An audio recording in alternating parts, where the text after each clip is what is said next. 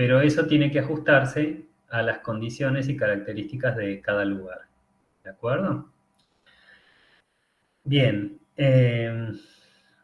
luego de las leyes a nivel nacional, lo que vamos a ver es que muchas leyes tienen además lo que se llama su decreto reglamentario, o sea, porque las leyes a veces se promulgan y hasta que no sale el decreto, digamos, que la reglamenta, la ley no tiene validez, ¿ok? Y el decreto es un instrumento normativo que va a dar mucha más especificidad, ¿sí? Y va en general a delimitar cuáles son los mecanismos específicos para la aplicación de esas leyes, ¿ok?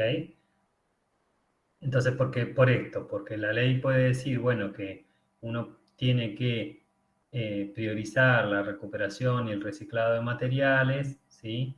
Pero bueno, ¿cómo se hace eso, por ejemplo, ¿no? Entonces, va a ser más específica en términos de si hay que hacer algún proceso de inscripción de tecnología en algún registro antes de poder aplicar una tecnología de reciclado o recuperación de materiales, etcétera, ¿no? Bueno, las especificidades entonces van a estar dadas en los decretos reglamentarios, ¿sí? A nivel provincial también tenemos leyes y decretos y resoluciones, ¿sí? Lo mismo que pasa a nación. En ese caso, las leyes provinciales, ¿sí?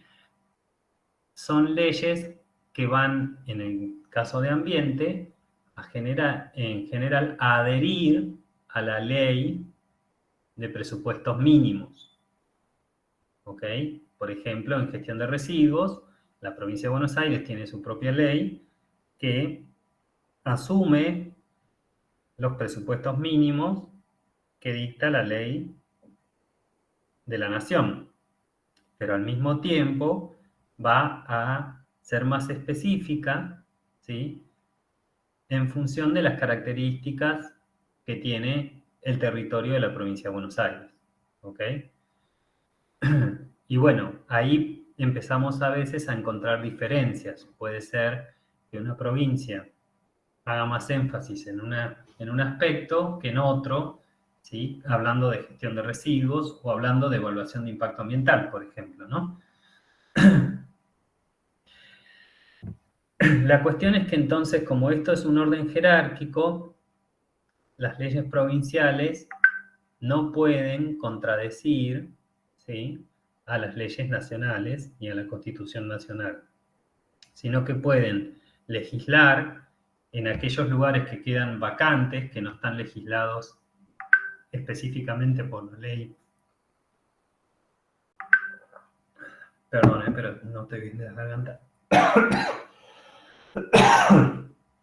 Aquellos aspectos que no están cubiertos o legislados por la ley de presupuestos mínimos nacional los va a cubrir la ley provincial. Y va a tener, a su vez, los decretos reglamentarios que van a ser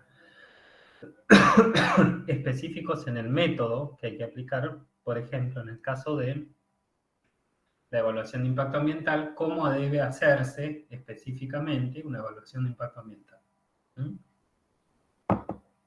Por último, en esta escala lo que tenemos son las ordenanzas de nivel municipal, que son incluso más específicas que las leyes, decretos y resoluciones provinciales y que obviamente no pueden contradecir lo que está más arriba, ¿no? Pero sí pueden establecer algunas especificidades. Por ejemplo, va a haber municipios en algunas partes del país, como el municipio de Esquel, que van a prohibir la minería a cielo abierto a través de una ordenanza, ¿ok? Aunque no haya una ley provincial que lo prohíba, ¿se entiende? Eh, es una atribución que asume el municipio a través de sus ordenanzas, ¿sí? Que no contradice la ley provincial, sino que va a algo más específico. Ok, bueno, a ver hasta dónde llego con mi garganta.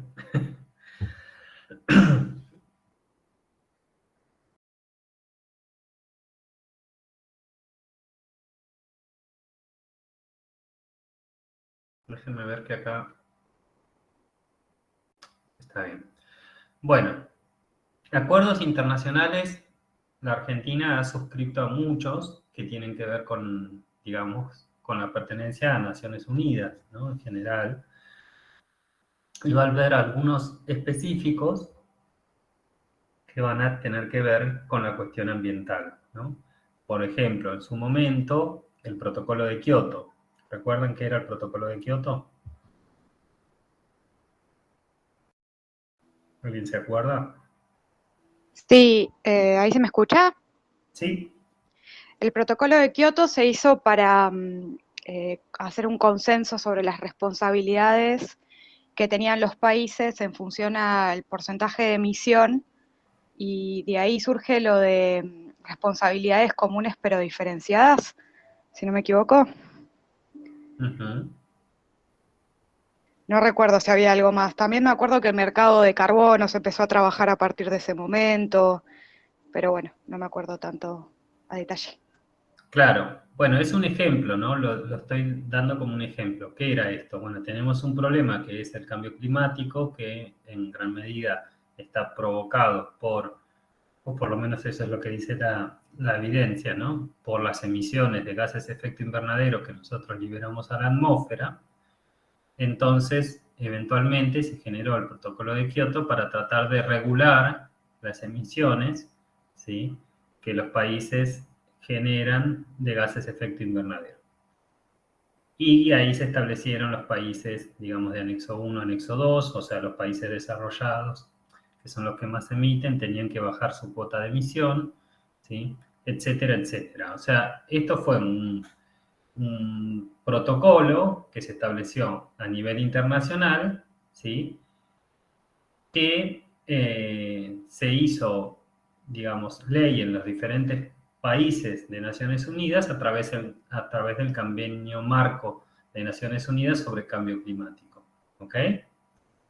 De la misma manera hay otros convenios a los que hemos adherido, como el convenio de biodiversidad biológica, ¿sí?, el convenio de la lucha contra la desertificación y la sequía, el protocolo de Montreal relativo a las sustancias que agotan la capa de ozono, ¿sí?, o sea, el protocolo que reguló el cambio de las tecnologías para dejar de usar gases CFC, ¿se acuerdan de esos? Los clorofluorocarbonados, que son los que provocaban, ¿sí?, o provocan el deterioro de la capa de ozono. ¿Ok? Bien, entonces así, digamos, nosotros tenemos una cantidad de acuerdos internacionales a los que hemos suscrito que en muchos casos van a, digamos, dictar, o sea, todos están suscritos a través de una ley nacional, eso es importante. Cada uno de estos convenios tiene, digamos, asociada una ley que es la que dice que se suscribe al convenio o al protocolo o al tratado o a lo que sea, ¿no? Y bueno, y muchas veces van a entonces estos obligar en materia de gestión ambiental a diferentes cosas, ¿ok? Por ejemplo, con el caso de la protección de la capa de ozono, a el recambio tecnológico para evitar la emisión de CFCs, ¿ok? O a través del convenio de biodiversidad, la protección de la flora y la fauna a nivel nacional y el, digamos, el desarrollo de diferentes estrategias para lograr estos objetivos, ¿no? Bien, entonces en esa primera, digamos, escala estaría primero la Constitución y después los acuerdos internacionales. Esto yo no sé si ya ustedes lo tienen en la cabeza de haberlo visto en alguna otra materia, es probablemente que sí, es más que nada un repaso, ¿ok? Porque imagino que lo debieron haber visto con Daniel Casano, al menos, o en alguna otra asignatura, ¿no? En alguna lo debemos haber visto. O sea, saberlo lo sabemos. Ok, El tema es repasar, porque son tantos. A mí me pasa que, por ejemplo, Estocolmo, no, Montreal siempre me lo mezclé con Kioto, pero bueno, porque los dos tratan de gases, entonces yo ya me los mezclo, pero verlos los vimos, así que no se preocupe, profe. está bien. Digo, no voy a yo a referirme a todos en específico porque no es este el objetivo de la materia, digamos, ¿no? Es simplemente recordar cómo se estructura la legislación y las normativas para que ustedes lo tengan presente. Después uno tendrá que ir conociendo cada vez más en función del trabajo que haga estos instrumentos o no. Digo, por ahí depende mucho de la actividad que hagan después como profesionales, si lo necesitan o no. Pero siempre están ahí de referencia, ¿ok? En términos ambientales, además, otra cosa que tenemos a nivel nacional y que surge en el año 1993 es el Pacto Federal Ambiental, ¿sí? Que establece el Consejo Federal de Medio Ambiente, o COFEMA, que imagino lo habrán escuchado nombrar también, ¿no? El COFEMA es, digamos, es un ente, digamos, un objeto, un sujeto, digamos, ¿cómo es que se llama esto? Bueno, tiene un nombre en términos legales, una entidad jurídica, ¿sí? Que está constituido por las provincias y la Ciudad Autónoma de Buenos Aires, ¿ok? Y en este Consejo Federal de Medio Ambiente lo que se va a tratar de hacer es de generar políticas y estrategias para la gestión ambiental que estén articuladas, ¿ok? ¿Por qué?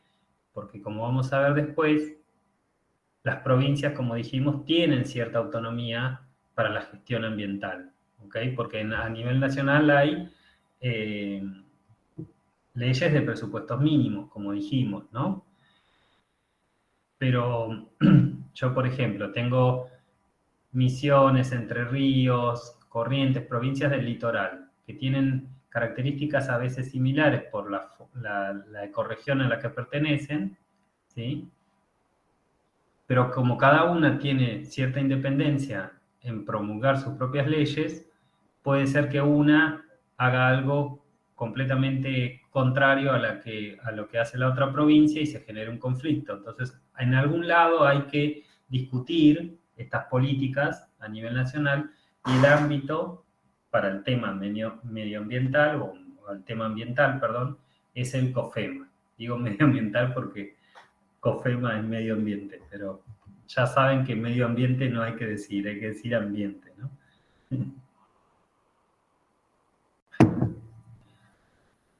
Bueno, entonces el COFEMA tiene esta utilidad y es además digamos, un ente que va a muchas veces servir para el desarrollo de planes, de proyectos, va a financiar a veces actividades y proyectos que estén vinculados a lo ambiental y tiene además resoluciones que regulan, o sea, porque justamente al, digamos, acordar determinadas políticas, eso se plasma en resoluciones específicas que digamos, promulga el COFEMA y las provincias tienen que adherir a esas resoluciones, ¿no?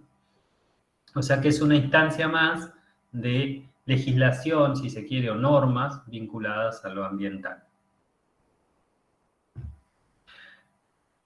Como habíamos dicho, entonces, en la Constitución es como el primer instrumento que tenemos a nivel país, ¿no? Y algo importante a tener en cuenta es que en el año 94 se produce la reforma de la Constitución Nacional y esa reforma va a cambiar la lógica con la que se gestiona el ambiente a nivel nacional, ¿sí? ¿Por qué? Primero, porque va a hacer algo que va a, digamos, cambiar las reglas del juego en general, ¿no? Y es que va a otorgarle a las provincias la autoridad sobre sus recursos naturales, sobre su territorio, ¿ok? Entonces, cosas que antes eran reguladas por el Estado Nacional,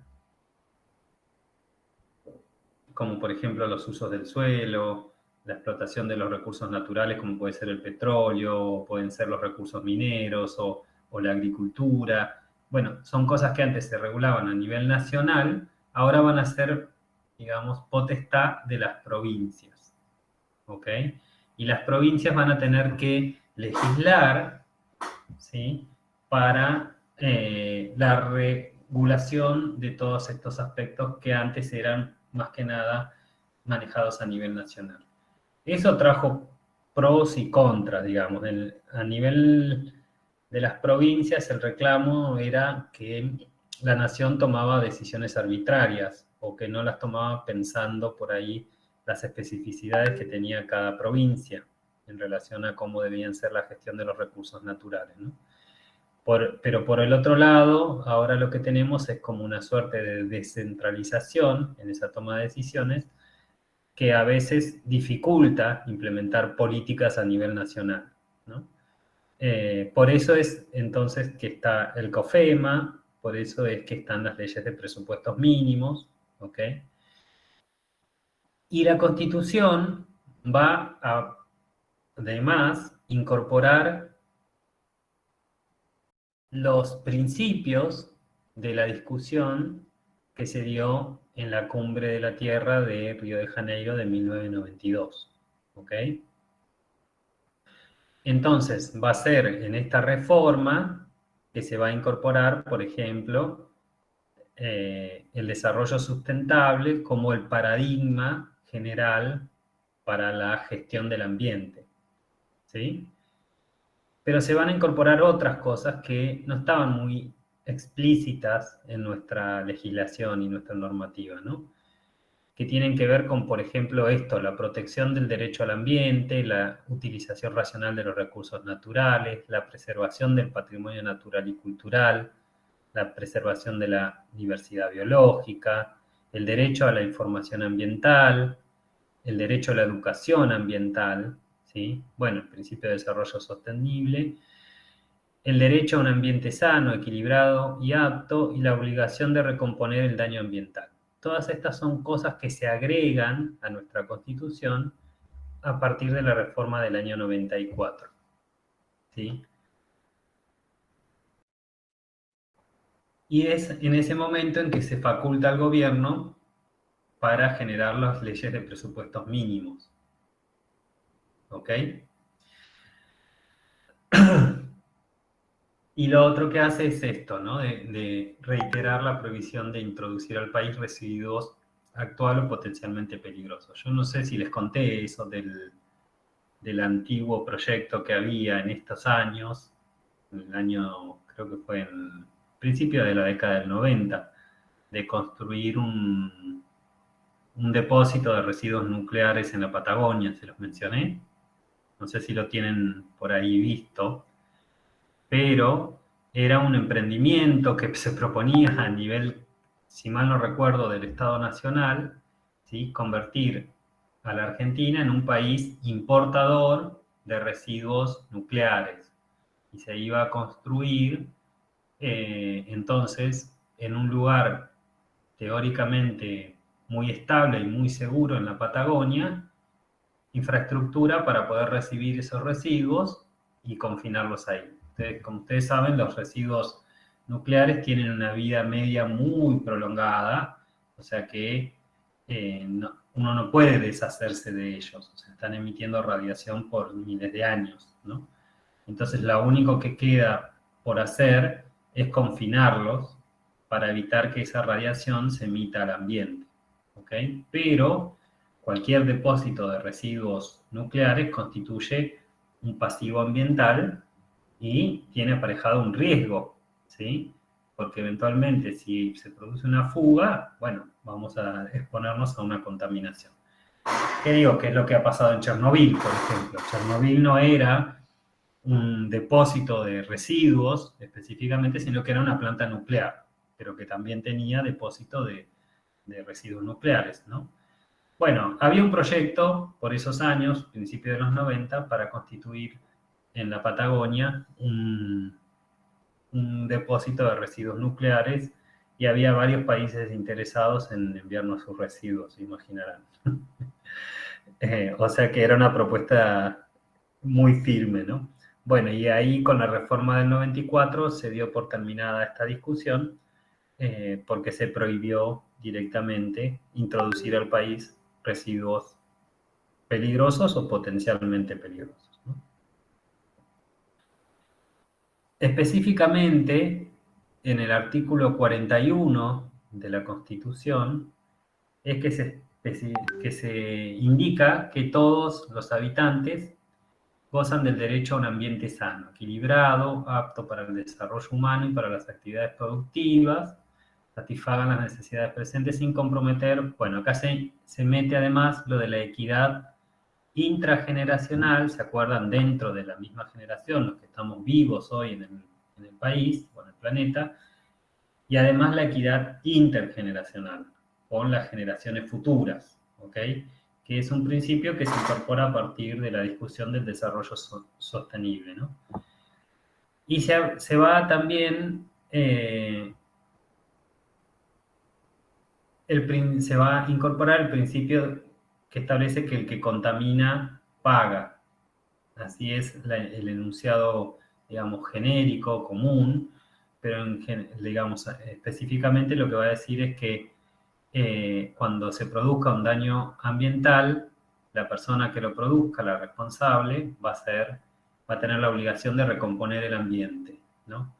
Porque también había otra discusión que está asociado a la economía ambiental, que tiene que ver con que, bueno, yo puedo deteriorar el ambiente siempre y cuando compense a los afectados, por ejemplo, ¿no? Y esa compensación puede ser económica, ¿no? Entonces, si yo compenso a los afectados con dinero, entonces tengo derecho a contaminar, por ejemplo, ¿no? Esta era una de las discusiones y una de las propuestas de la economía ambiental. Entonces, esto un poco dice, no, bueno, si contaminas tenés que recomponer, ¿no? O sea, el que contamina paga no es que solo paga en dinero, ¿de acuerdo?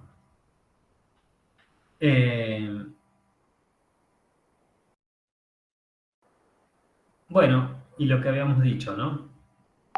El tema de los presupuestos mínimos y el tema de la prohibición de residuos. Todos esos principios que estaban antes están pautados en el artículo 41. ¿Ok? Bueno, ¿dudas, preguntas? Me avisan, porfa, ¿eh? Interrumpan.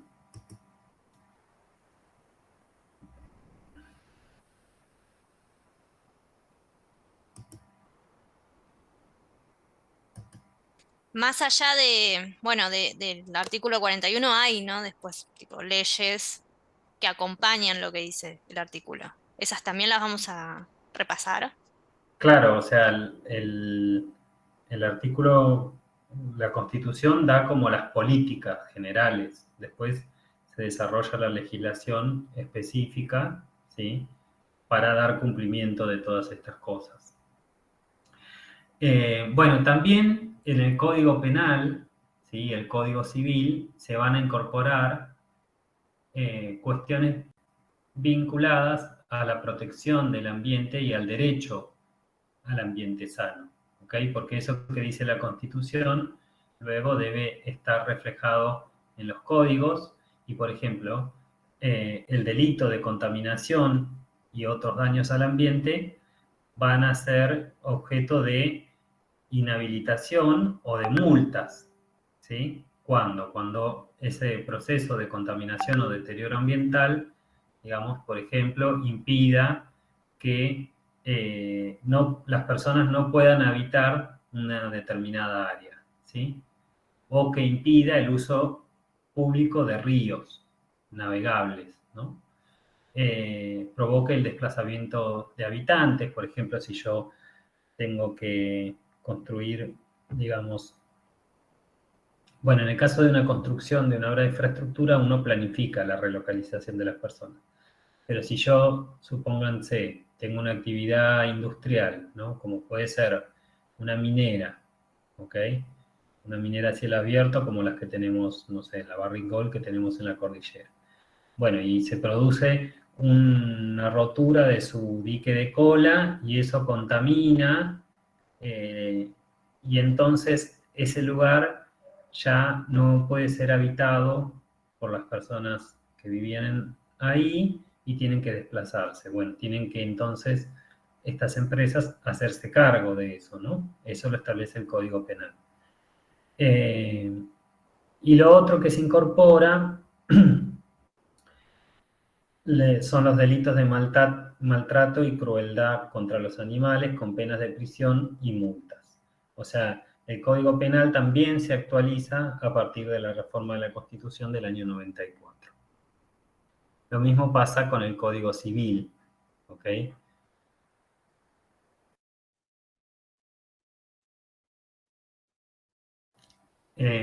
Bueno, y en el Código Civil se van a, digamos, a reconocer tanto los derechos individuales, o sea, privados, en relación al ambiente, como también los derechos colectivos, ¿ok?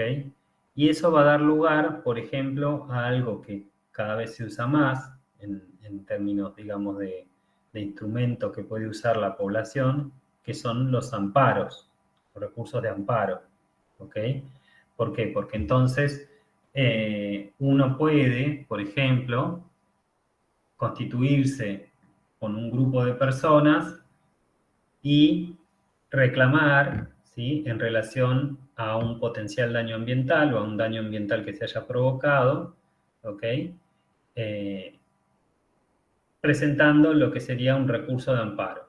Y eso es evaluado por la justicia y eventualmente puede derivar en que se tenga que, digamos, suspender la actividad, el proyecto, o tenga que, a partir de eso, generarse algunas medidas de mitigación, de recomposición, o lo que se defina en el ámbito de la justicia, ¿no? En función de las recomendaciones que den los peritos.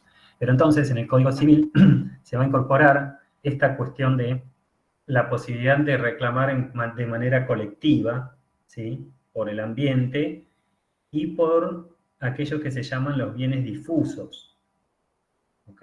O sea, ¿por qué? Porque yo puedo constituirme, digamos, en una persona o en un colectivo que reclame por el ambiente, más allá de que sea directamente afectado o no, ¿sí? Por ejemplo, si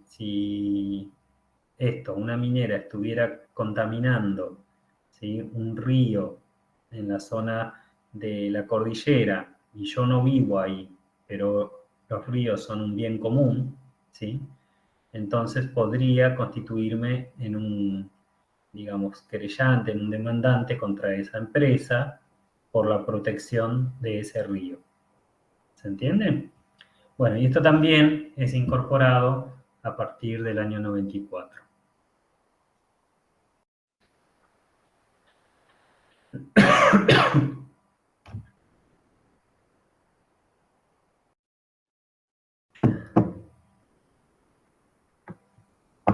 Bien, entonces tenemos la Constitución, tenemos los tratados, la Constitución, ¿sí?, el Código Civil, el Código Penal, y luego vamos a tener las leyes a nivel nacional, ¿sí?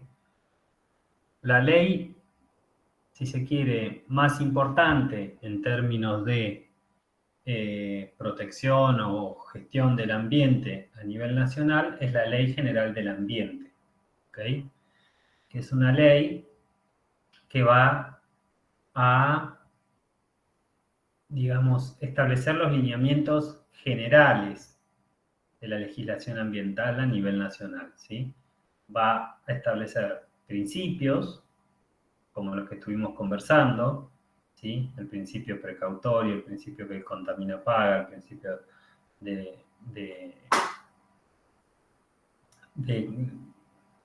la cuna a la tumba, ese no me acordaba. Bueno, hay diferentes principios que se van a establecer a partir de la Ley General del Ambiente, ¿sí? Además, se va a establecer la competencia judicial, o sea, cuáles son los organismos que tienen que velar por el cumplimiento de la legislación ambiental, ¿sí? Se va a establecer cuáles son los mecanismos para el ordenamiento del territorio, como los planes de ordenamiento territorial, por ejemplo, ¿no? Y algunos mecanismos de evaluación ambiental, como el caso de la EIA, en el que va a establecer que tiene que desarrollar para cualquier proyecto que tenga un potencial impacto ambiental que se desarrolla en el territorio nacional, va a tener que desarrollarse una evaluación de impacto ambiental, ¿no? Luego establece el derecho a la información ambiental, a la educación ambiental, ¿sí? A la participación ciudadana en los procesos que impliquen una modificación del ambiente, ¿sí? Y establece además el seguro ambiental, ¿sí? El que deben contratar diferentes entidades jurídicas o empresas o lo que sea, ¿sí? En situaciones en las que haya un potencial riesgo ambiental asociado a su actividad.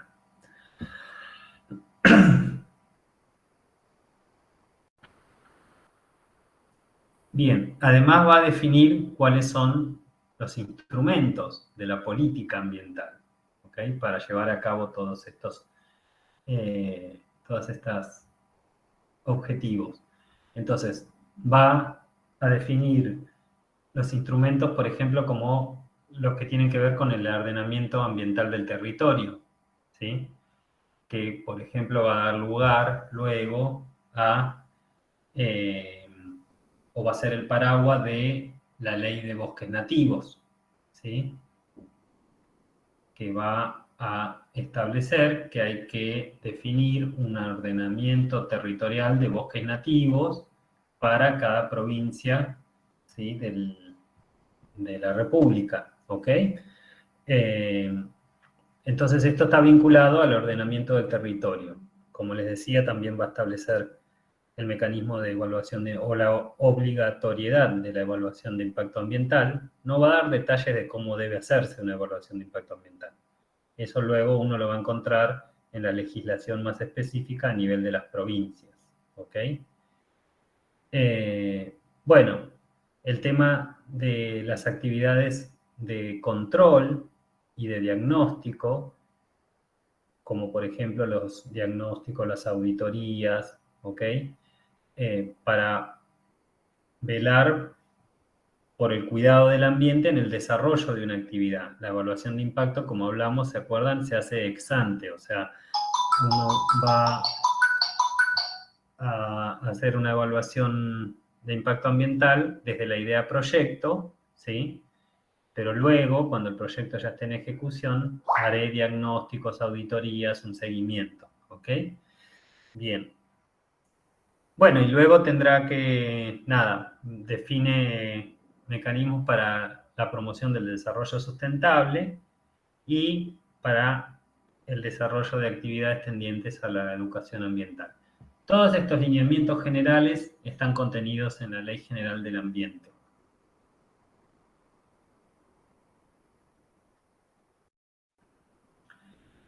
En lo concerniente a la evaluación de impacto ambiental, especifica que toda obra o actividad en el territorio de la nación susceptible de degradar el ambiente o sus elementos, afectar la calidad de vida de la población en forma negativa, está obligada, ¿sí?, a tener que hacer una evaluación de impacto ambiental previa al desarrollo de esa actividad o proyecto.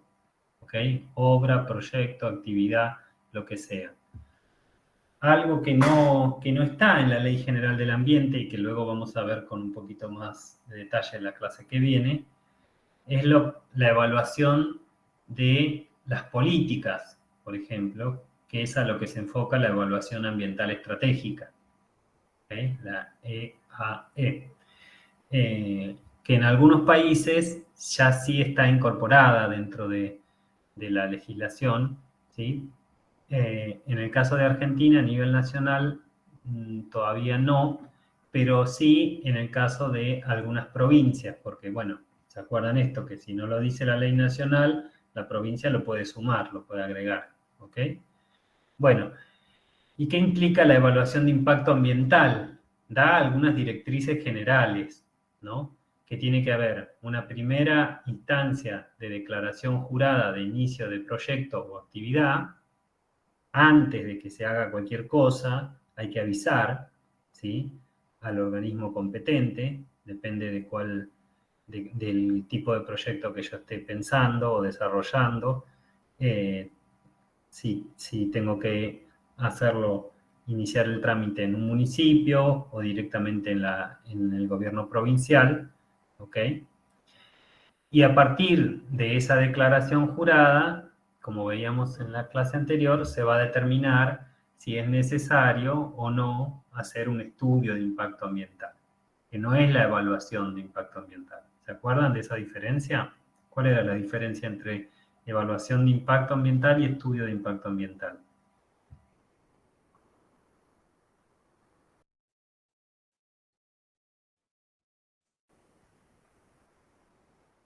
¿Cómo dijo, profe, entre la evaluación de impacto ambiental y el estudio de Ujú. impacto ambiental?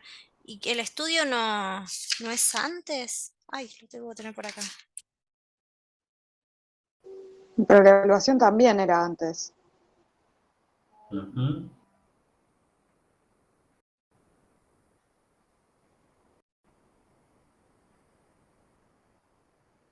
¿Alguien que se acuerde?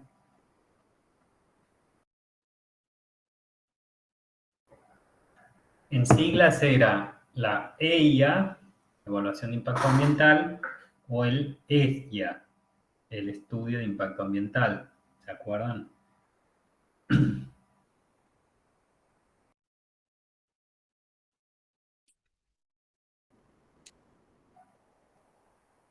¿No? El ESIA yo tengo acá anotado que, que, bueno, era lo que se hacía en la presentación del proyecto, que en el caso de que se tenga que hacer, bueno, se hacía el diagnóstico, se hacía la planificación, perdón, la participación pública en alguna instancia si se requiere, y ahí se hace la evaluación de los impactos ambientales. O sea que el No. ESIA incluye el EIA, Mm, no. al revés. La EIA Sí, es el procedimiento general, que es sí, el que está, digamos, que estamos describiendo acá. Y el ESIA es un paso específico de la evaluación de impacto ambiental, que consiste en desarrollar un documento, sí, ¿sí?, en donde se refleje el diagnóstico que determina la línea de base ambiental del lugar que yo voy a intervenir. Luego, con ese diagnóstico, yo voy a hacer la evaluación y ponderación de los impactos ambientales, ¿sí? Y con esa evaluación y ponderación de impactos, voy a definir el plan de gestión ambiental, que es el que define cuáles son las medidas de mitigación de los impactos negativos. O sea, ahora, eso no se hace si uno va a instalar un kiosco, ¿ok? O no se hace si uno va a, no sé, construir una vivienda, ¿ok? Pero sí es necesario hacerlo si yo voy a hacer una estación de servicio, por ejemplo, o voy a construir una industria, o voy a construir un puente. O sea, la declaración jurada se tiene que hacer siempre que yo vaya a hacer alguna obra o actividad. Pero no siempre es necesario hacer el estudio de impacto ambiental. ¿Por qué? Porque a veces las actividades u obras que uno va a hacer no tienen un impacto, un correlato en impacto ambiental negativo que amerite hacer un estudio. ¿Se entiende?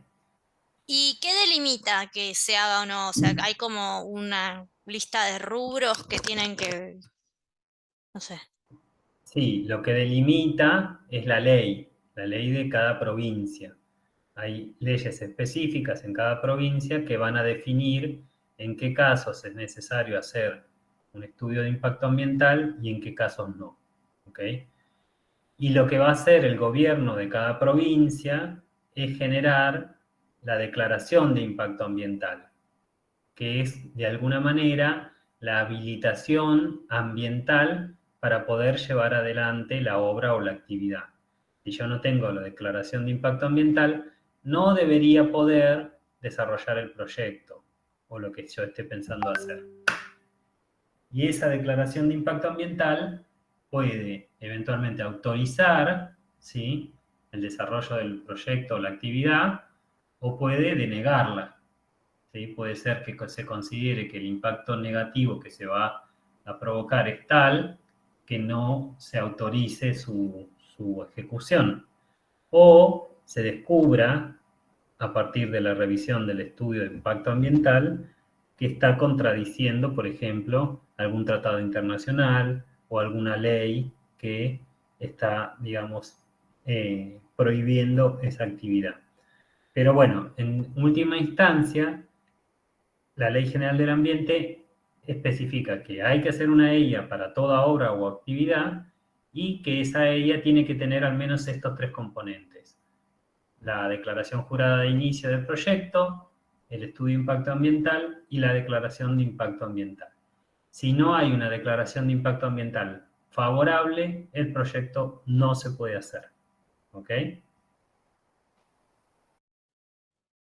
Bueno, además de la Ley General del Ambiente, que es como la ley paraguas o la ley marco en términos de materia ambiental, ¿no?, tenemos todo el resto de las leyes de presupuestos mínimos que fueron saliendo a partir del año 94 en adelante, ¿sí?, y que regulan diferentes aspectos del ambiente y de la intervención en el ambiente. Por ejemplo, la ley 26.331 que les contaba hace un ratito es la ley de protección ambiental de bosques nativos, ¿sí?, que sale en el boletín oficial en el año 2007, ¿sí? Y esta ley de protección ambiental de bosques nativos es una ley de presupuestos mínimos. ¿Por qué? Porque no va a decir, en tal lugar vos no podés deforestar porque es bosque nativo, sino que lo que va a decir es que cada provincia tiene la obligación de hacer su inventario de bosque nativo, ¿sí? ¿Qué es eso? Decir, bueno, cuáles son las zonas donde hay bosque nativo y cuáles no, y generar un plan de ordenamiento territorial de bosques nativos, el OTBN, ¿sí?, que dice, bueno, esta zona de bosque, como es nativo, está sujeta a protección, y entonces yo no puedo intervenir con proyectos que vayan en contra o que vayan hacia la deforestación de esa zona, ¿sí? Y al mismo tiempo resguardan como un porcentaje mínimo de bosque nativo que se debe conservar. Bueno, digamos, entre que sale la reforma de la Constitución Nacional, que sale la Ley del Ambiente y que sale la Ley de Ordenamiento de Bosques Nativos y que sale su decreto reglamentario, ¿sí?, llegamos a la actualidad en donde hay provincias que todavía no tienen OTBN y se han cargado absolutamente todo el bosque nativo que tenían, Estaba ¿no? pensando en Córdoba. En general, muchas para el tema de cultivo. Digamos, toda la zona de soja se ha desarrollado fuera de la Pampa. Digamos, la Pampa es una zona de pastizal en donde no había bosque nativo, ¿ok? Entonces, bueno, era un lugar propicio para la agricultura. Pero todo el monte chaqueño, toda la selva de Yungas, toda la selva de Paranaense han sido, digamos, deforestadas en gran medida para el desarrollo de la agricultura, ¿ok? Y siguen siendo deforestadas, ¿no?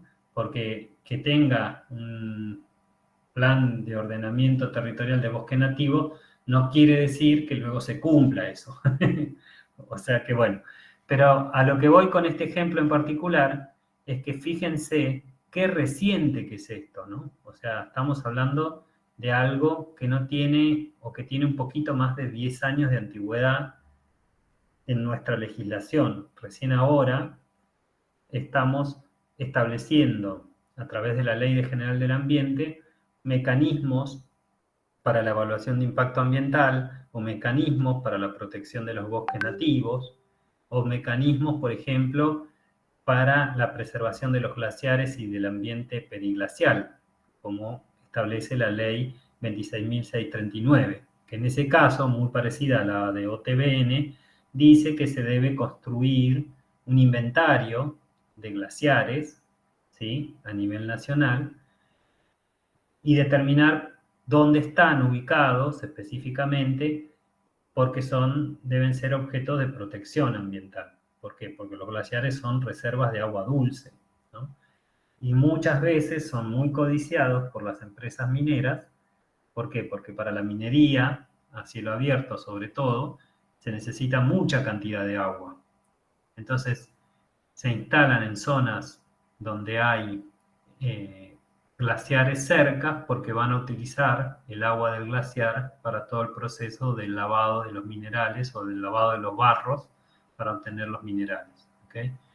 Bueno, entonces, estas leyes de presupuestos mínimos no dicen que hay que proteger el glaciar Perito Moreno, sino que dicen que hay que hacer un inventario de glaciares. Y que a partir de ahí, cada provincia, como la provincia tiene la, digamos, autoridad sobre sus recursos naturales, es la que va a tener que generar los mecanismos de protección de esos glaciares. Y hay provincias que no tienen glaciares, ¿ok? ¿Se entiende? Bien, de la misma manera vamos a tener entonces como leyes todas son bastante recientes, todas son después del 94, obviamente, ¿sí? La ley, por ejemplo, de gestión integral de los residuos industriales y de actividades de servicios, o la de gestión y eliminación de PCBs, ¿sí? La de gestión de residuos domiciliarios, son todas leyes de presupuestos mínimos que van a dar las directrices generales de cómo se debe intervenir para cada uno de estos temas. ¿De acuerdo? Bien.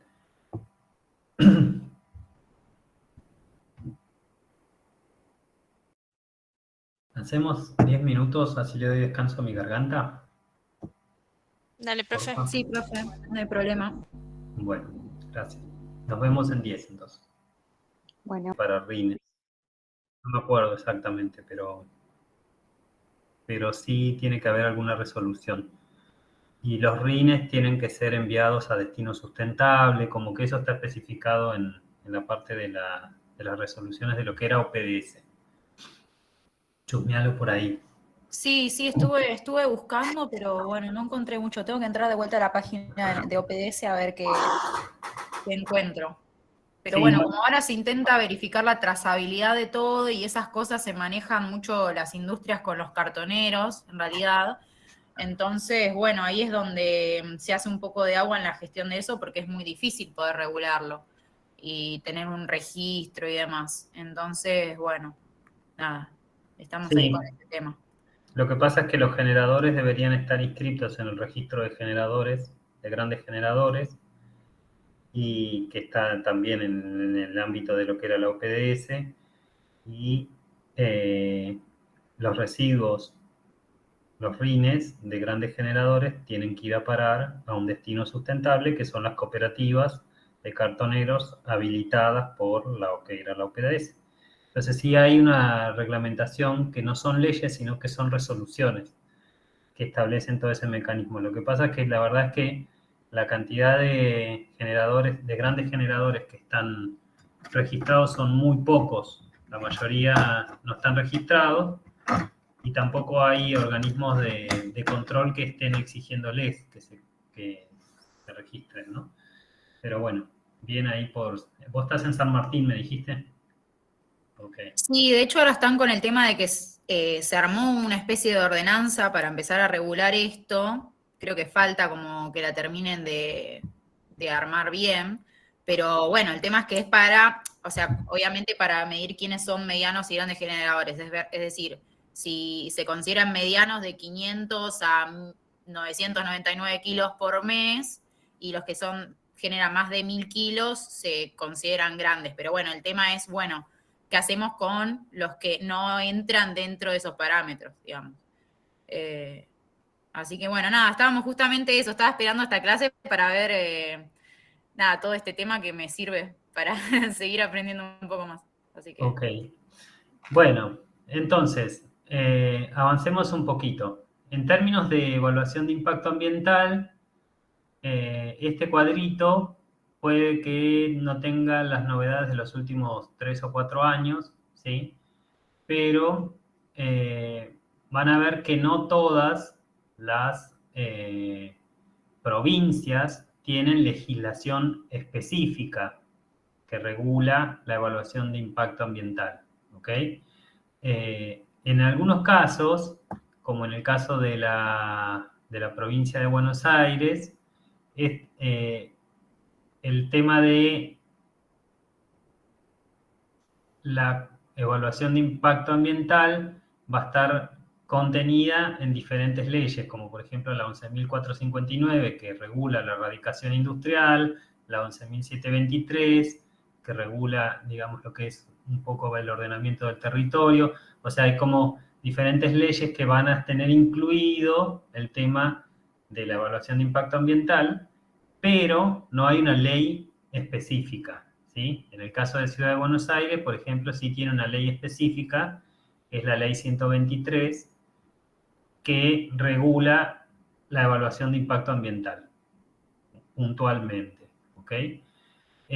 Bueno, y en algunos casos puede ser que la ley esté, pero no esté reglamentada, que es lo que yo decía antes, ¿se acuerdan? Puede salir la ley, pero si no está el decreto reglamentario, la persona no sabe cuál es el procedimiento que tiene que llevar a cabo para cumplir con la ley.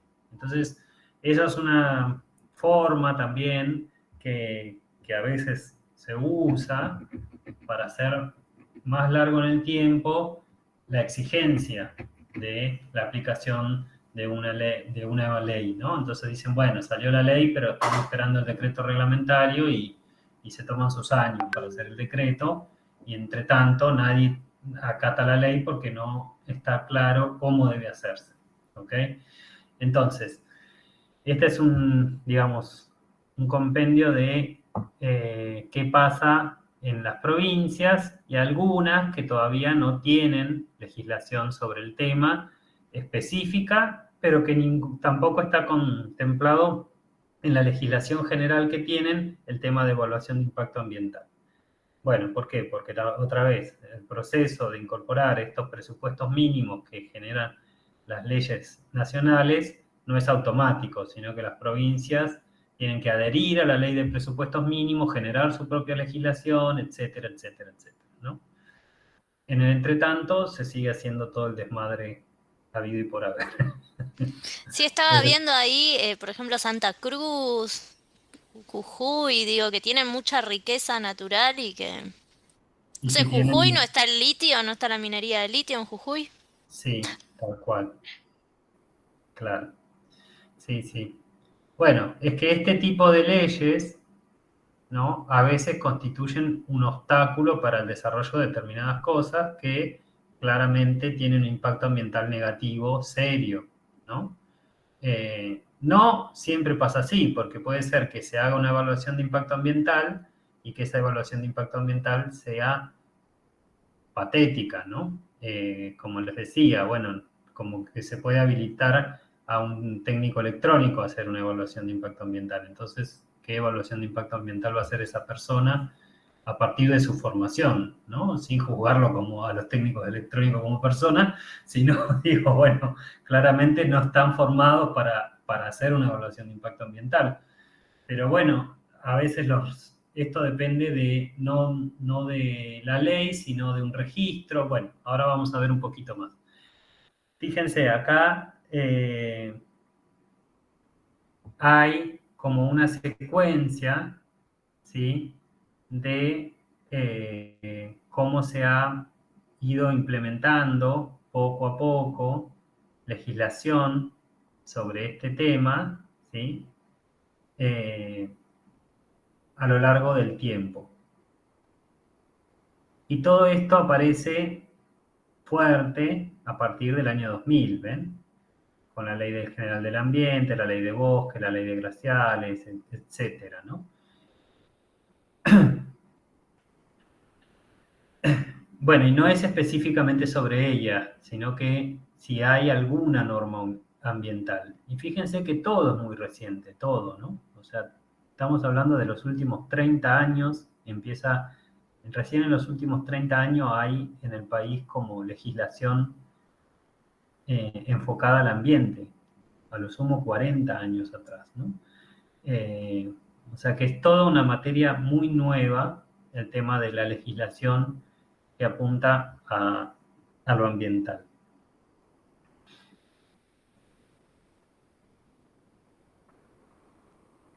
Estas son algunas plaquitas, yo les subí en la bibliografía también un texto de la Secretaría de Ambiente y Desarrollo Sustentable de la Nación, que explica un poco esta cronología de qué pasó con la evaluación de impacto ambiental o las evaluaciones ambientales en los últimos 40 años en Argentina, y van a encontrar estas tablitas que están tomadas de ahí, ¿no?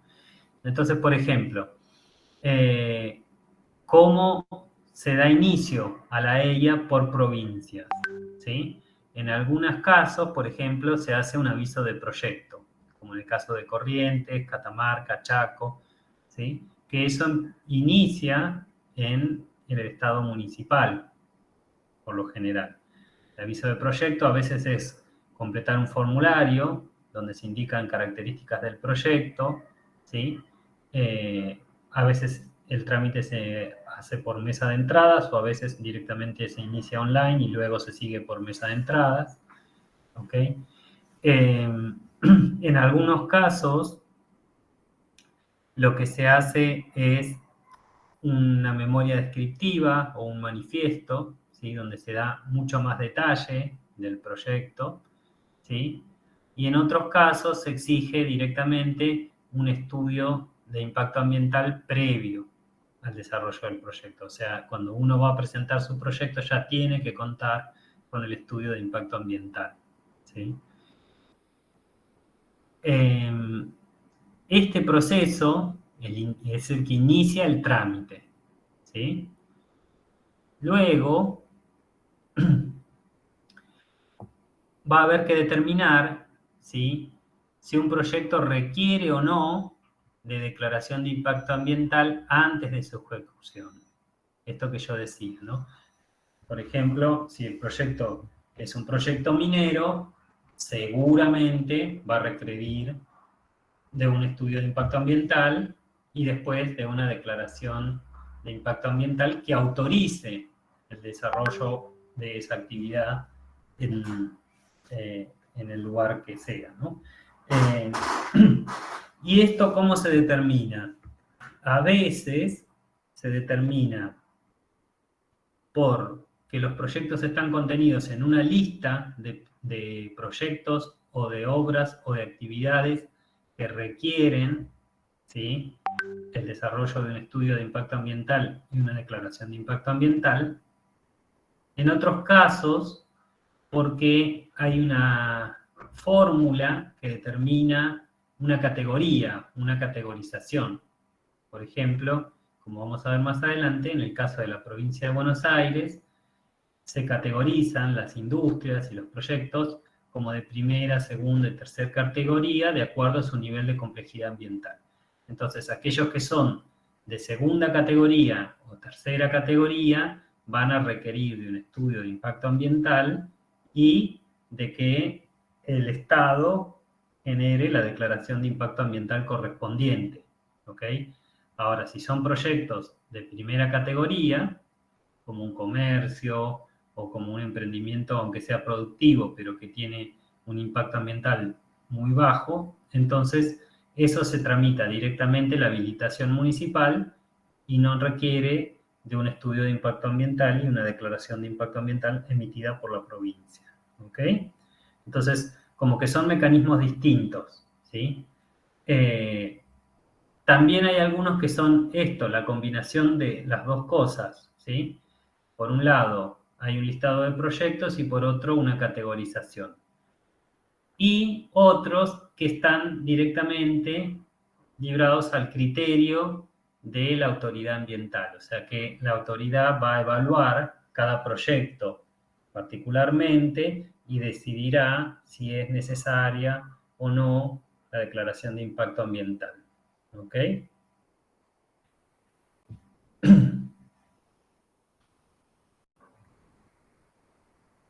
Profe, una consulta en el anterior. En el caso, bueno, esto es a nivel provincial. Sí. Y a nivel municipal más regional, por ejemplo, ¿tienen que también abstener, o sea, seguir con este alineamiento? O no sé, decir, el intendente de tal ciudad dice, bueno, yo voy a hacer fórmulas para no andar evaluando, no tengo presupuesto para andar evaluando cada proyecto, o se tienen que regir por lo que dice la provincia. Sí, o sea, en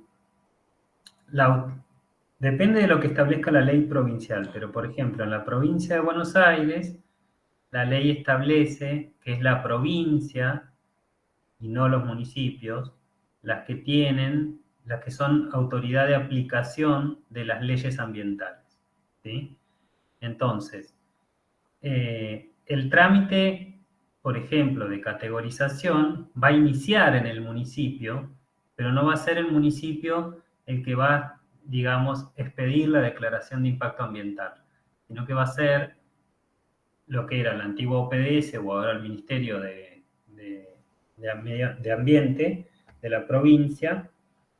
Entonces uno empieza el trámite por el municipio, presenta su carpeta y eso es elevado a la OPDS y la OPDS va a definir la categoría de ese establecimiento y va a definir si se requiere o no un estudio de impacto ambiental. ¿Ok? Y después de evaluar el estudio de impacto ambiental, que también lo va a hacer el Ministerio de la Provincia, va a generar la declaración de impacto. Lo que no, digamos, es una autoridad no delegada a los municipios, ¿sí? Lo único que pueden habilitar los municipios son aquellos emprendimientos que terminan dentro de lo que es la primera categoría, ¿sí? O que porque están en un listado que no tienen como actividad asociada a un impacto ambiental significativo, ¿no? Entonces va a depender de la provincia si la provincia delega o no esa autoridad de aplicación a los municipios. En el caso, por ejemplo, de la provincia de Buenos Aires, tiene convenios con algunos municipios, creo que Malvinas es uno de ellos, en el que delega la habilitación de las industrias de segunda categoría. Entonces, primera y segunda categoría puede evaluarlas y habilitarlas el municipio. Las de tercera ya no. ¿Y esto por qué se hace así? Porque, bueno, muchas veces los municipios tienen, digamos, recursos mucho más limitados que la provincia, no solo en términos, digamos, de dinero, de presupuesto, sino también de personal formado, ¿no? Entonces, como la provincia tiene la obligación de velar por el cumplimiento de esas leyes, va a tener que, en el caso de que los municipios no tengan, digamos, los equipos necesarios para hacer las evaluaciones de impacto, auditarlas y demás, encargarse de eso, ¿no? Bueno, en algunos casos, entonces, eso se delega y en otros no. ¿Ok? Bien.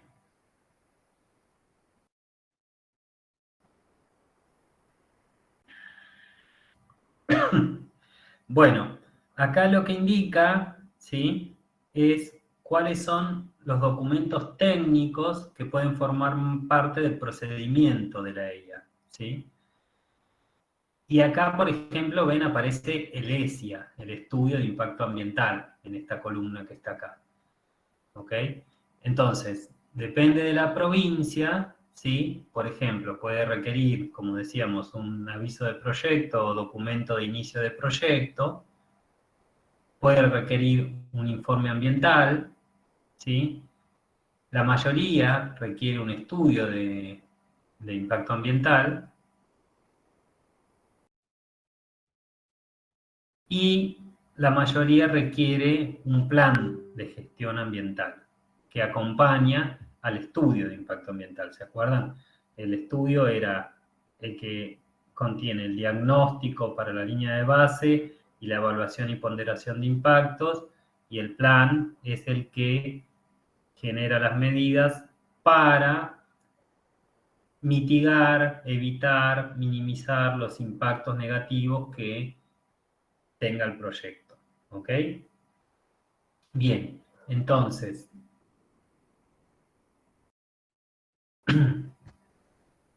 estas son la distribución, digamos, de documentación en función de cada provincia, ¿no?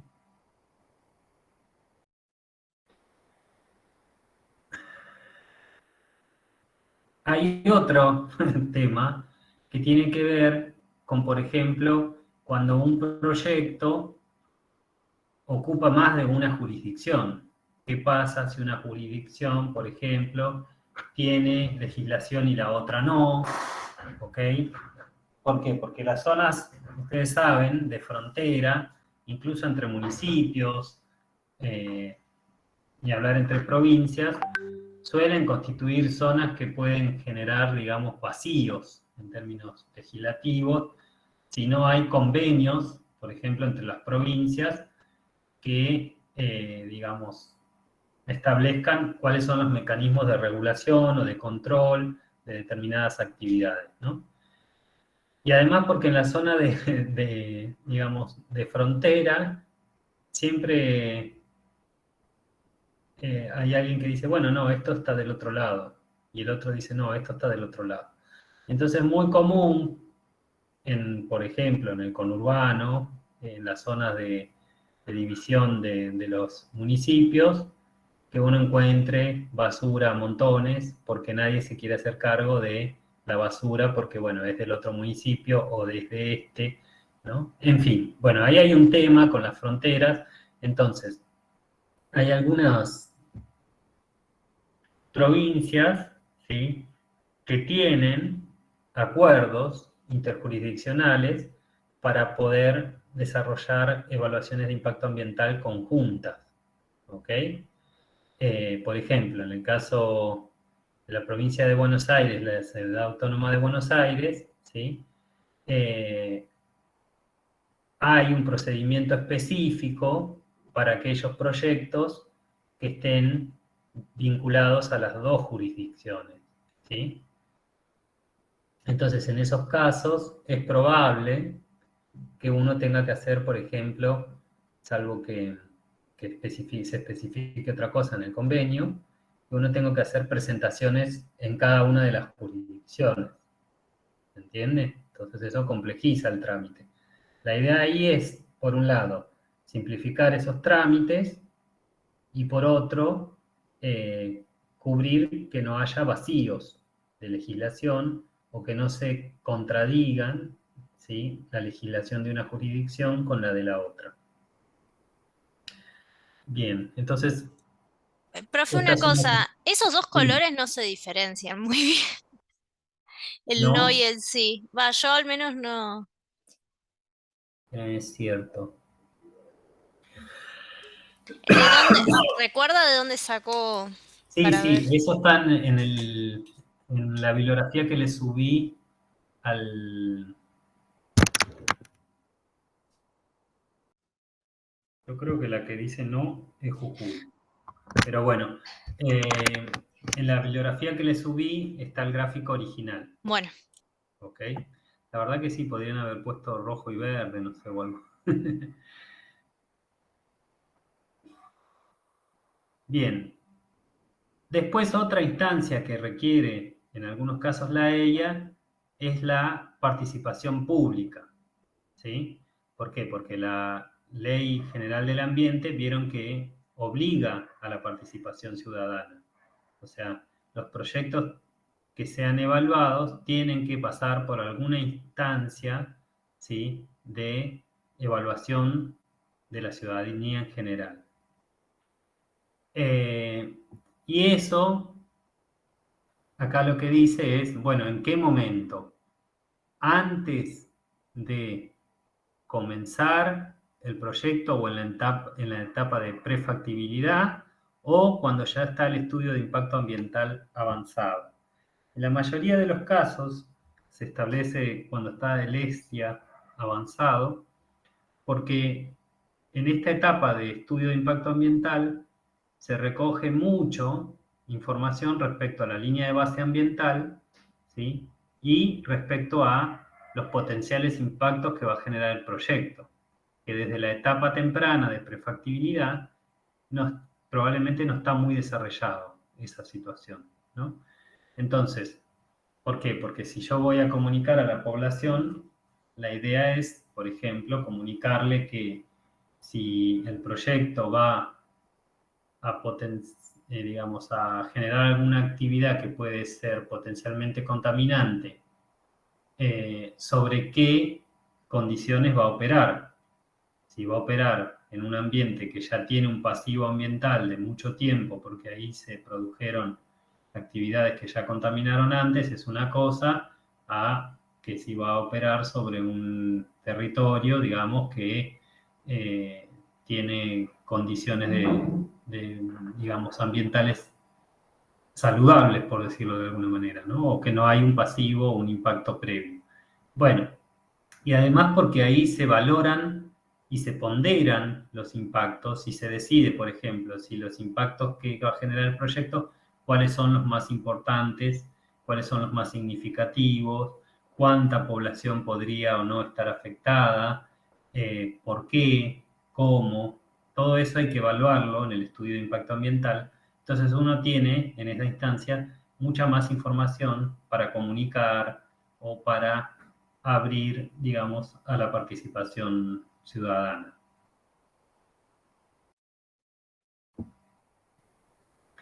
Y lo otro es bajo qué formas, ¿sí?, se da esa participación. Porque, por ejemplo, en lo que tiene que ver con la participación, luego vamos a retomar esto en una clase siguiente, no es lo mismo, digamos, que yo participe a la población porque le doy un folleto diciéndole que voy a construir una minera en la comunidad, a que les dé el derecho, a través de un plebiscito, de decidir si quieren o no que esa minera esté ahí. ¿Ok? O sea, son instancias de participación con o sin protagonismo, y el grado de protagonismo va aumentando a medida que yo voy involucrando a la población, ¿sí?, en la toma de decisiones. Porque si no está involucrada en la toma de decisiones, bueno, es una participación limitada, ¿no? Pero se considera participación de todas maneras el solo hecho de informar, ¿sí? Por ejemplo, por eso hay como diferentes, digamos, provincias, ¿sí?, que utilizan la publicación de la información respecto al proyecto como una instancia de participación. ¿Se ve? Luego está otro instrumento que se usa bastante, que es la audiencia pública, ¿sí?, que ya luego vamos a ver qué es una audiencia pública, pero básicamente es una instancia, digamos, en la que algún representante del proyecto expone el proyecto y la población tiene derecho a consultar, a preguntar o a exponer sus propias conclusiones respecto al proyecto, porque se supone que ya esa persona pudo haberse informado previamente a ir a la audiencia pública. ¿Ok? Y lo otro es la consulta pública. La mayoría de los instrumentos de participación son no vinculantes. ¿Qué quiere decir eso? Que informan, que dan la posibilidad de que uno pregunte y se informe o dé su opinión, pero no son decisorios respecto a si el proyecto o la actividad se lleva a cabo o no. Eso se define a partir de la declaración de impacto ambiental y es una atribución que tiene, por lo general, el gobierno de la provincia. ¿Ok?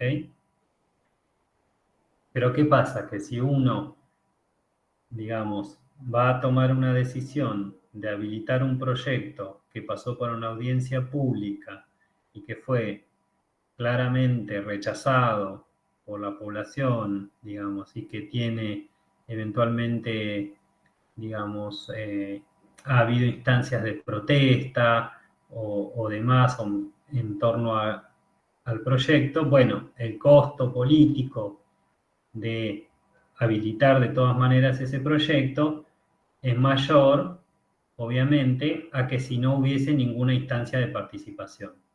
¿Se entiende? Entonces, no es vinculante, pero sí permite muchas veces a la comunidad, a la sociedad civil, a organizarse, ¿sí? Y manifestarse en contra de ese proyecto en una instancia legal, que es el caso de una audiencia pública, por ejemplo, ¿no? Y todo lo que ahí se diga queda registrado y demás. Bueno, digo, en algunos casos eso no es suficiente, existen otros mecanismos, como habíamos mencionado, de los recursos de amparo, por ejemplo, ¿no? Bien, entonces, hay diferentes modalidades de participación, tanto en una evaluación de impacto ambiental como en una evaluación ambiental estratégica, ¿sí? Aunque en el caso de la evaluación ambiental estratégica es mucho menos claro porque no hay leyes tan específicas al respecto, ¿ok?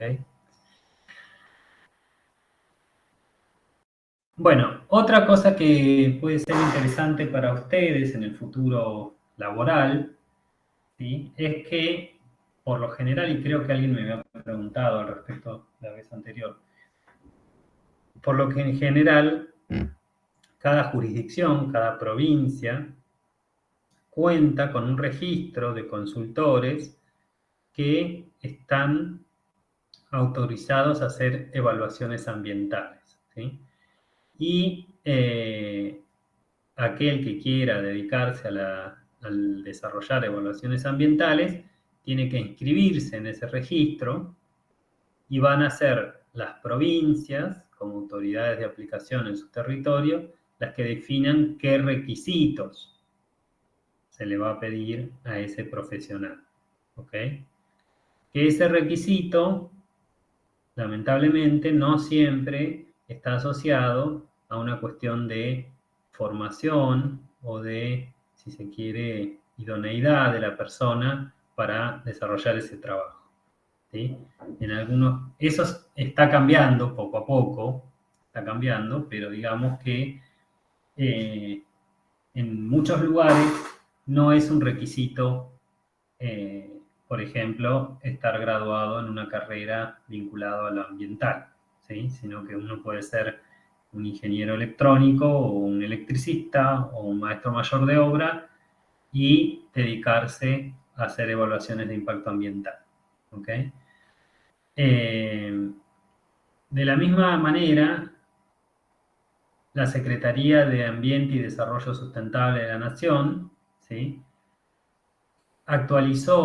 Generó y actualizó un registro nacional de consultores en evaluación ambiental, ¿sí? Que se aplica no a las EIA que se hagan en el marco de la provincia o del gobierno de la provincia, sino a los proyectos que se desarrollan en el marco de la Secretaría de Desarrollo Sustentable, ¿sí?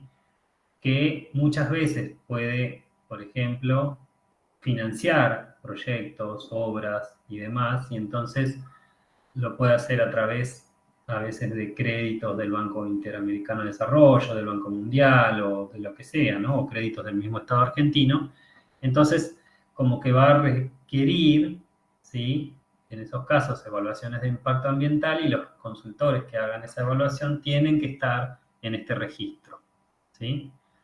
Es un trámite gratuito que se hace a través de la página de la Secretaría y que va a requerir, en la mayoría de los casos, que uno tenga que hacer un curso a distancia, ¿sí? Para demostrar cierta idoneidad en el tema. ¿Ok? Y bueno, uno tiene que hacer el curso y aprobarlo, obviamente, ¿no? Que, digamos, es un mecanismo que sería deseable para que se implemente en el resto de las provincias. Esto es a nivel nacional, ya les digo.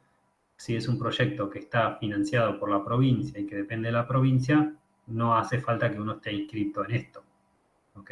Sino que va a tener que cumplir con los requisitos que establezca la provincia.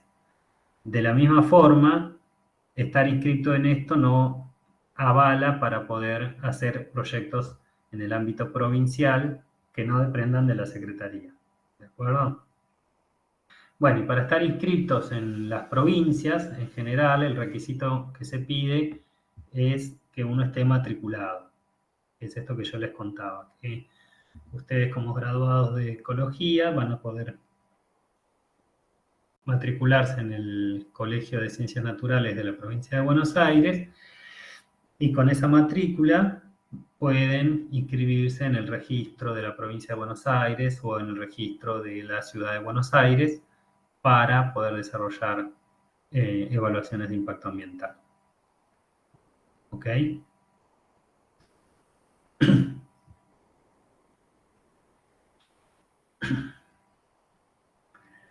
Bueno, ¿qué pasa en el ámbito específico de la provincia de Buenos Aires? Y acá, digamos, yo voy a dar una descripción muy general y les voy a dar una tarea para que hagan, ¿sí? La ley 11.459 de erradicación y habilitación industrial, ¿sí?, establece que todo emprendimiento productivo está regido por esta ley y su decreto reglamentario, ¿no?, el 1741 del año 96. ¿Qué es lo que establece en términos generales esta ley? Lo que les comentaba antes, que todo emprendimiento productivo debe ser categorizado a partir de su nivel de complejidad ambiental. ¿Y qué es este nivel de complejidad ambiental? Bueno, es una ecuación polinómica que considera diferentes componentes de ese proyecto, ¿sí? Y a partir del resultado que da este polinomio, se define si el proyecto es de primera categoría, de segunda categoría o de tercera categoría. ¿Ok?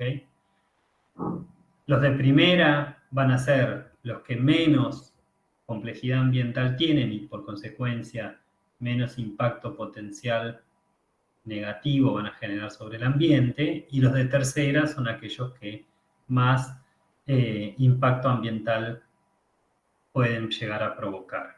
¿Ok? Entonces, por ejemplo, lo que les decía, bueno, un taller de costura va a probablemente caer en primera categoría, salvo que sea una industria textil, ya es otra cosa, ¿no?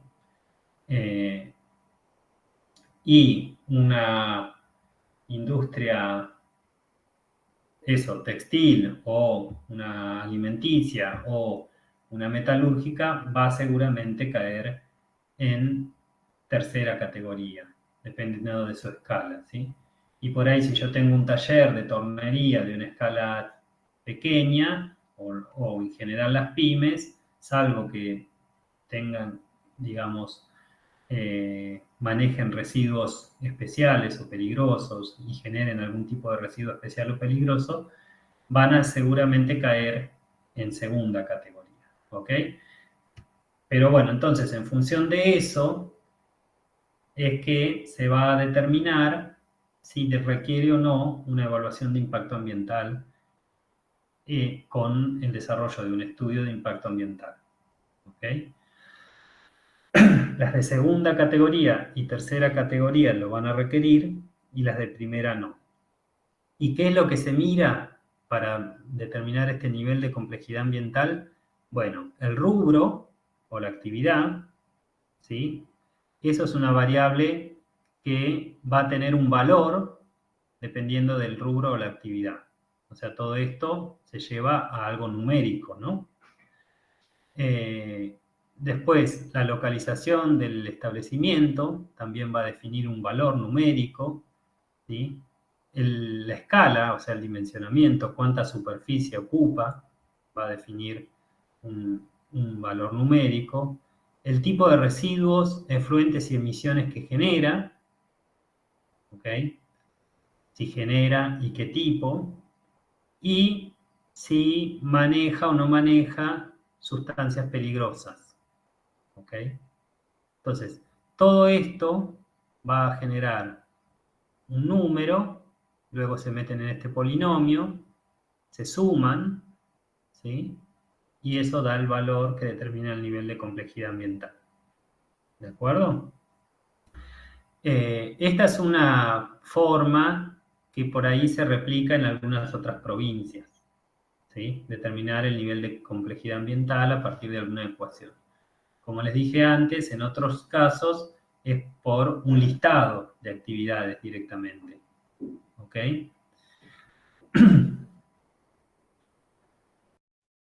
Y en el caso de la provincia de Buenos Aires, es la Ley 123 de Evaluación Ambiental la que determina el procedimiento, ¿sí? Técnico y administrativo de cómo se debe hacer la evaluación de impacto ambiental para obtener el certificado de aptitud ambiental. ¿Ok? Bueno, y la tarea, que la pueden empezar a hacer ahora, digamos, la idea es que lo empiecen a mirar, es que le peguen una leída y una mirada a esta ley y a la 123. ¿Por qué? Porque son las que eventualmente van a tener como más a mano, ¿sí? En su ámbito de trabajo, salvo que se muden a otra provincia, y bueno, si se van a otra provincia tendrán que estudiar la ley de la otra provincia. Pero estas son las que eventualmente afectan la actividad profesional del área de influencia de la universidad, digamos, ¿no? Uno puede trabajar en la provincia, en la ciudad, y le va a tocar lidiar con estas leyes. ¿De acuerdo? Entonces,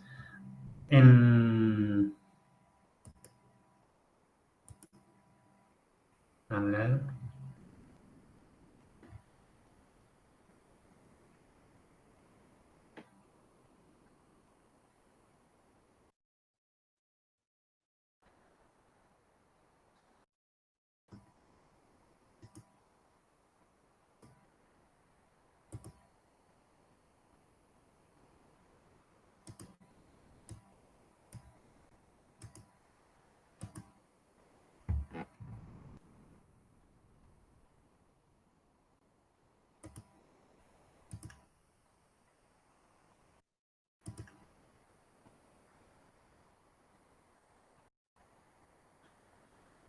Acá en el aula virtual, ustedes tienen en esta unidad de EIA y gestión ambiental, tienen dos cosas. Por un lado tienen la presentación que les acabo de pasar, ¿ok? Por otro lado tienen un compendio de legislación nacional, que se las dejo ahí como algo para consulta de referencia, digamos, que van a acá encontrar la mayoría de las leyes, ¿ven? A nivel nacional y provincial, ¿ok? Está especificado, por ejemplo, el tema de la Constitución Nacional, el Código Civil, ¿ok? La ley de creación del, bueno, está la ley del ambiente, la de bosques nativos. Están todas acá las principales leyes que estuvimos conversando más arriba, para que ustedes las tengan de consulta. También hay otros digestos de legislación públicos, ¿no? Que pueden encontrar en las web. O sea que este es uno de referencia que les puede servir eventualmente para incluso el trabajo práctico que hagan acá. Y después tienen el decreto reglamentario y el anexo de la ley 11.459, ¿sí? Que es la ley de erradicación industrial. El decreto reglamentario, bueno, ábranlo, van a ver que ahí se explica, ¿sí? cómo se aplica la ley para la categorización de las industrias. Y el anexo 4 es el que va a definir, ¿sí?, cómo es el procedimiento específico para la evaluación de impacto ambiental. ¿Ok? Entonces, la idea es que revisen el decreto. A ver, estoy descargándolo para comprobar que esté.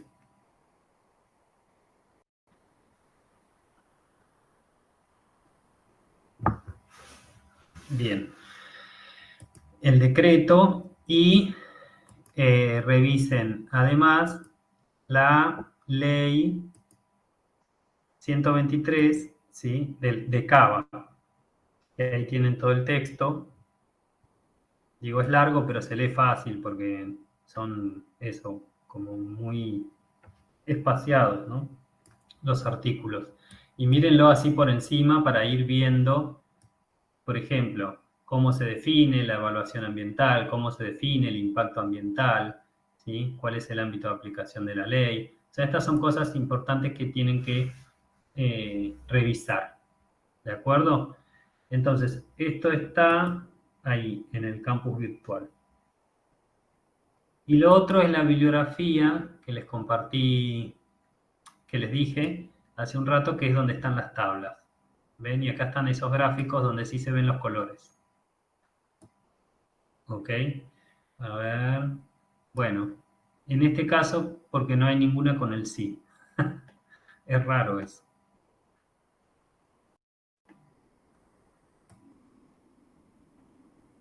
Pero sí acá se distinguen los colores, ¿ven? Bueno, esto entonces lo tienen también cargado ahí. Entonces, la consigna ahora es que repasen estas tres cosas. Decreto reglamentario de la ley 11.459, el anexo 4, ¿sí?, y la ley 123. En principio, digo, para que no sea tan largo,